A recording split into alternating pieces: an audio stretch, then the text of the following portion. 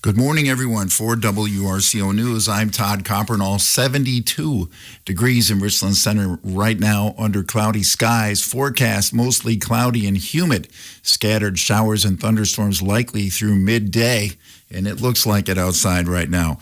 In the news, County Road I from Maxwell Hill Road to Hawkins Creek Road will be closed today from 8 a.m. until 3:30 p.m. for culvert replacement. This is in Westford Township, County I, from Maxwell Hill to Hawkins Creek, closed today from 8 a.m. until 3:30 p.m. Also, starting August 17th, the Richland County Highway Department will be doing some repairs on Highway 14 East.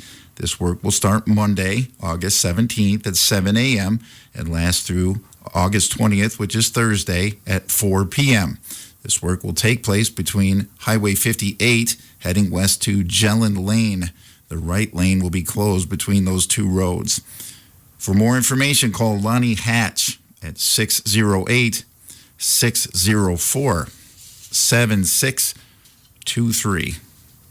It is primary election day in Wisconsin. The matchup of Madison Democratic Socialist State Representative Francesca Hong and Governor Tony Evers' endorsed Milwaukee County Executive David Crowley will bring national attention to a Democratic governor's primary, which also includes State Senator Kelda Royce and former Evers Cabinet Secretary Joel Brennan.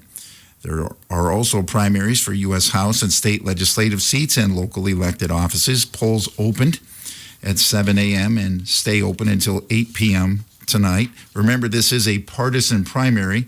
You can vote for Democratic candidates or Republican candidates. You cannot mix on this ballot. Good luck to all the candidates, as we had Rebecca Cook and Emily Berge on the air for you multiple times in that hotly contested race. Super registration for the Richland School District will be held today from 1 o'clock until 7 o'clock at the Richland Center High School. Super registration gives students an opportunity to register for the upcoming school year. Students who will be new to the district are especially encouraged to attend so you can get enrolled. During the event, there will be staff members on hand to assist parents and their children who will be attending Richland School District this year. There will be representatives from various groups and organizations in attendance to answer questions about transportation, extracurricular activities, sports, and more. Also at the event, there will be class pictures taken, school tours, a food truck, and more. You can find out more about super registration on the district website or by calling the district office at 608-647-6106. U.S. Senator Tammy Baldwin has joined a coalition of lawmakers in a firm stand against a recent proposal by the Environmental Protection Agency to rescind critical drinking water protections. The opposition centers on the EPA's plan to eliminate federal public health limits on specific PFAS chemicals, often referred to as forever chemicals. Baldwin and her colleagues argue that such a move would expose millions of Americans to unsafe levels of toxins, which are scientifically linked to severe health outcomes, including kidney and testicular cancer, thyroid disease, and developmental harm in children. The group of senators emphasizes that the rollback directly contradicts the Safe Drinking Water Act, specifically its anti-backsliding provisions intended to ensure public health protections remain robust once established by scientific evidence. By delaying compliance for PFOA and PFOS standards until 2031 and removing limits for other variants, the administration's proposal is seen as a major step backward. Lawmakers highlighted that these standards were the result of decades of research and advocacy, and that weakening them now would penalize communities that have already invested resources into remediation and compliance planning. The Richland Hospital and Clinics is proud to announce the addition of Dr. Austin Ewart to its orthopedic surgery department. Bringing a wealth of expertise and a passion for rural medicine, Dr. Ewart is set to enhance the specialized care available to the local community. He recently completed his intensive orthopedic surgery residency at Michigan State University, McLaren Oakland in Pontiac, Michigan, where he gained significant experience in general orthopedics and high-volume surgical procedures. Dr. Ewert was drawn to the region by the opportunity to practice broad-based orthopedics while fostering deep, multi-generational relationships with his patients. He expressed great enthusiasm for the welcoming culture of the hospital and the scenic beauty of the surrounding area, noting that providing a full spectrum of care in a rural setting was a primary goal for his career. His arrival is seen as a major step forward for the facility, as he will work alongside established surgeons to expand access to essential services like sports medicine and joint replacements. Community members can look forward to meeting Dr. Ewert soon, as he is scheduled to begin seeing patients in mid-September. The hospital has already opened scheduling for his initial clinics, allowing residents to secure appointments in advance. With his commitment to patient-centered high-quality care, Dr. Ewert is poised to become an integral part of the healthcare team and the community at large. U.S. Senators Ron Johnson and Rand Paul have released a significant text chain from Dr. Anthony Fauci's government-issued cell phone, shedding light on private discussions regarding the COVID-19 vaccine. The document, produced by the Department of Health and Human Services on August 5th, reveals a conversation between Dr. Fauci, Rochelle Walensky, and Vivek Murthy from January 2021.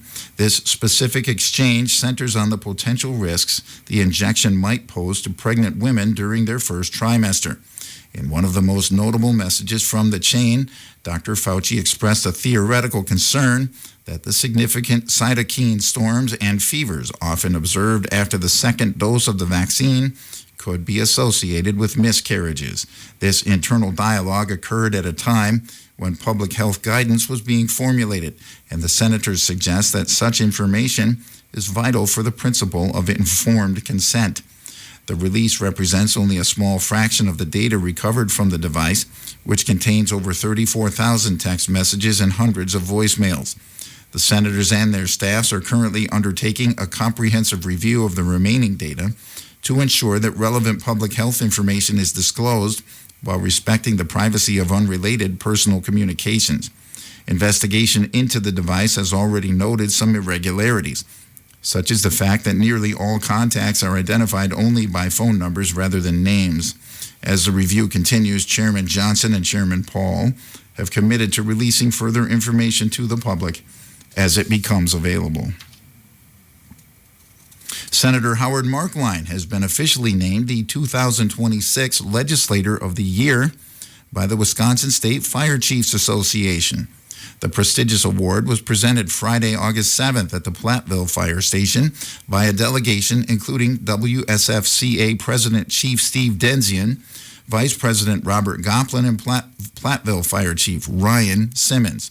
The recognition highlights Senator Marklein's extensive efforts to support fire departments across the state. During the 2025 through 2027 legislative session, Marklein championed significant legislation, including 2025 Wisconsin Acts 35, 36, and 212, which aimed to expand training options and increase funding and flexibility for local departments. He also authored 2025 Wisconsin Act 197 to enhance protections for fire department personnel against job-related threats. Furthermore, Marklein was a key leader in securing long-term state budget funding for specialized units such as Wisconsin Task Force 1 and Regional Hazardous Materials Response Teams. Expressing his gratitude, Senator Marklein noted that local fire departments are the first to answer the call during emergencies, and he remains committed to being a reliable voice for them in the legislature. Chief Denzian praised Marklein as a strong advocate who has provided instrumental tools and sustainable funding to ensure the safety and effectiveness of Wisconsin's emergency responders.